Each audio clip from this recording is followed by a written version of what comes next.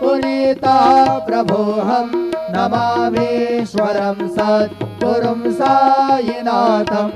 श्री साईश कृपानिधे किल नृणां सर्वार्थसिद्धं प्रदा युष्मत्पादरजप्रभावमतुलं धातापि वक्ता क्षमः सद्भक्त्या शरणं कृताञ्जलिपुट सम्प्रापितोऽस्मि प्रभो श्रीमत्साई परेश पादकमला नान्यच्छरण्यं मम साई रूपधर राघवोत्तमं भक्तकामविबुधद्रुमं प्रभो माययोपहत चित्तशुद्धये चिन्तयाम्यहर्निशं मुदा शरत्सुधाशुं प्रतिमं प्रकाशं कृपापात्रं तव साईनाथ त्वदीयपादाब्जसमाश्रितानां स्वच्छायया तापमपाकरोतु उपासना दैवत साईनाथ।